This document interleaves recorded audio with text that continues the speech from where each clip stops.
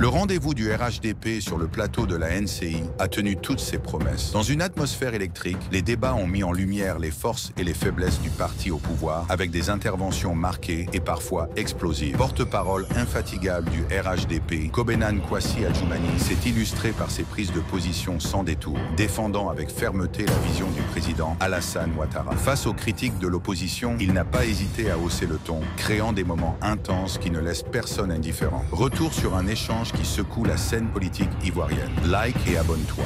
Le président Alassane Ouattara, candidat du RHDP à la présidentielle du 25 octobre, va effectivement faire le dépôt de sa candidature à la commission électorale indépendante. Et la seconde information, c'est qu'il l'a dit de fort belle manière, le candidat du RHDP a obtenu le parrainage citoyen requis pour donc être candidat. Il a même ajouté que dans toutes les circonscriptions où ils sont passés pour recueillir ces parrainages-là, le président candidat du RHDP est allé au-dessus des chiffres autorisés. J'ai envie de dire, est-ce que c'était un enjeu finalement, l'obtention des parrainages pour le président de la République? Et c'était là justement tout le sens de la deuxième partie de mon intervention. Oui, bien évidemment, Ali. J'ai suivi avec attention l'intervention de M. le ministre Adjoumani, qui a ressorti l'expression « trop c'est trop ». Et je note que cette expression « trop c'est trop », finalement, j'allais dire, sort de toutes les bouches, mais chacun l'apprécie selon sa position. J'allais dire, troisième va aller se lever, la voix des Ivoiriens qui ne sont pas forcément inférieurs au parti politique pour dire « trop c'est trop », parce que les politiques ont pris les Ivoiriens en otage. Les politiques ont pris les Ivoiriens en otage et à la porte des élections présidentielles, c'est l'inquiétude. Chacun cherche à voir où aller mettre sa famille à l'abri parce qu'il n'y a pas d'inquiétude, il n'y a pas de quiétude. Alors vraiment, trop c'est trop, ça dépend de l'angle duquel on se place. Moi, j'ai dit, une élection présidentielle devait être un jeu comme ailleurs. À partir du moment où un camp se veut serein et que l'autre camp n'a pas les mêmes réalités, forcément, il y a une crise quelque part. C'est vrai qu'elle n'est pas encore devenue, un conflit. Qu'est-ce qui est au-dessus de la vie humaine si elle n'est pas préservée? Je pense que tout est possible dans la vie et j'ai confiance en la Côte d'Ivoire. Par rapport à cet élément, il y a des articulations qui sont relativement basiques, hein, comme l'obtention du parrainage par le RHDP, mais ce qui attire le plus mon attention, avant de chuter pour poser une question à notre invité, c'est le fait qu'aujourd'hui, les politiciens dépassent au pouvoir cette classe démocratique-là.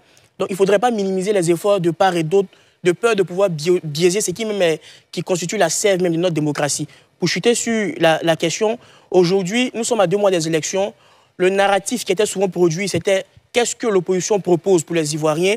Donc, le PPACI et le PDCI ont déjà fait part de leur programme de gouvernance. Donc, je voudrais poser la question directement à M. le ministre. Est-ce qu'aujourd'hui, au niveau du RHDP, quel est le programme de gouvernance antérieur? C'était une Côte d'Ivoire solidaire de sécurité. Ceci, avant de savoir quel est le programme de chacun des candidats, puisque après il y aura la liste définitive qui permettra de savoir quels sont les différents compétiteurs.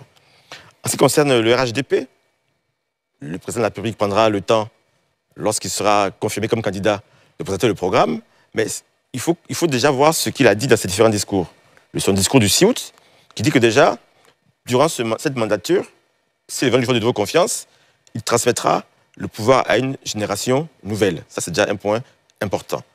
La Côte d'Ivoire solidaire ne peut pas s'arrêter, puisque le RHDP, le gouvernement, doivent continuer d'être proches de ceux qui jouent, de ceux qui sont dans les difficultés.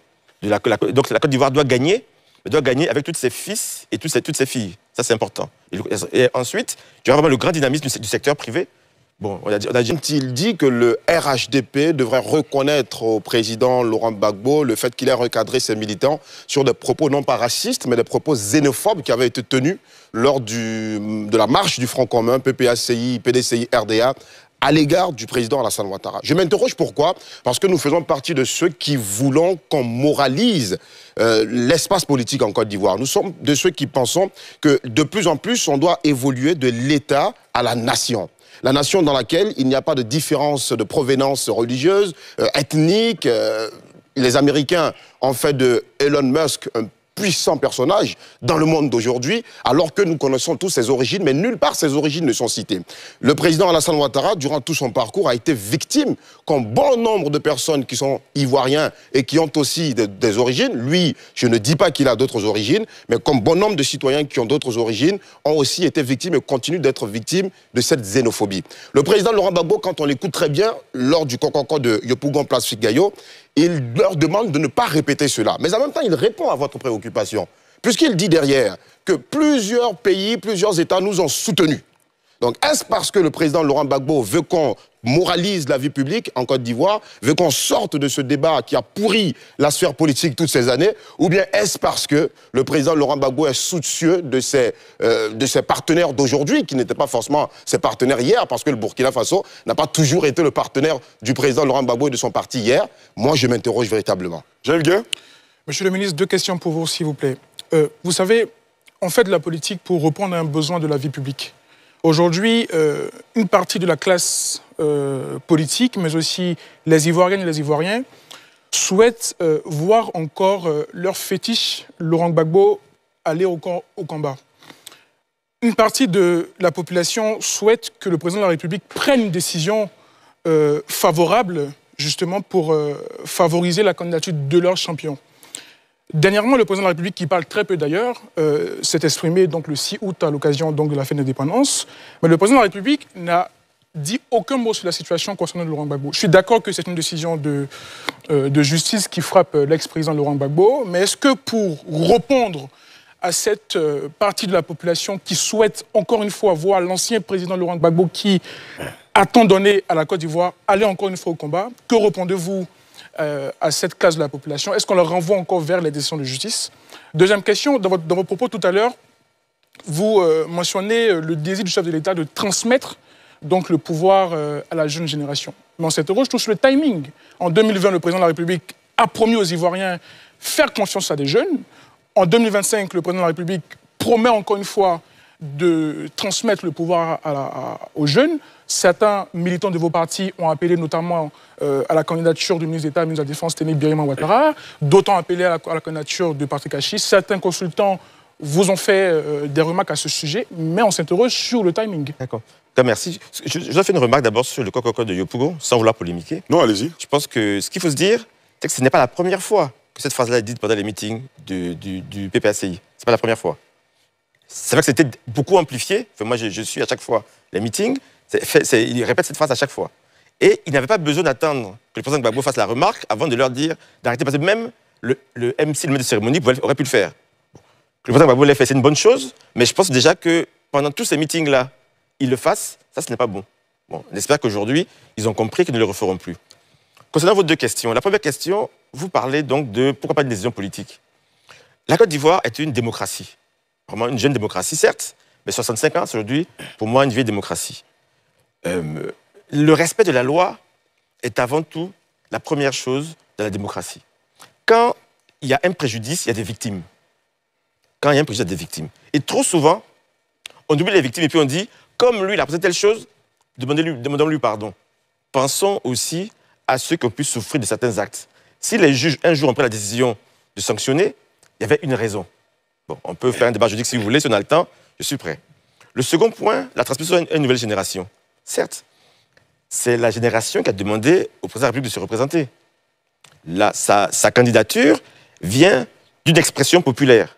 Nous avons fait 47 pré-congrès dans 47 régions de la Côte d'Ivoire et communes d'Abidjan. Chacune de ces manifestations, chacun de ces pré-congrès a décidé que le président Alassane Ouattara soit de nouveau le président du RHDP et aussi le président du RHDP à l'élection présidentielle.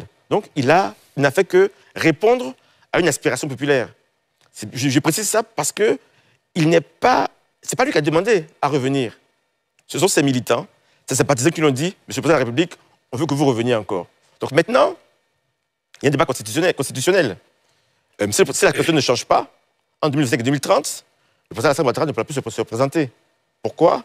Une fois, il a prêté serment sur cette nouvelle Constitution de 2016, le 14 décembre 2020. S'il plaît à Dieu et s'il va le réalise de nouveau, il va prêter serment le 8 décembre 2025. Après, cette Constitution d'État, il ne peut plus se représenter. Donc, ça, c'est une réalité juridique, une réalité de la vie. Donc voilà, donc, au final, donc, transmettre à une nouvelle génération, oui, c'est un engagement que nous prenons. Il a dit, il a répété, faisons-lui confiance. En 2020, le destin a décidé autrement.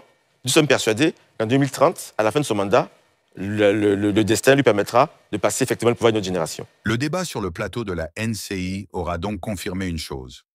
Le RHDP est prêt à défendre sa vision, mais l'opposition ne compte pas se laisser faire. Les tensions et les échanges d'hier sont le reflet d'une scène politique ivoirienne plus vive que jamais. Alors, face à ces confrontations, une question reste ouverte. Le RHDP saura-t-il maintenir son cap malgré les critiques ou l'opposition pourrait-elle créer la surprise ?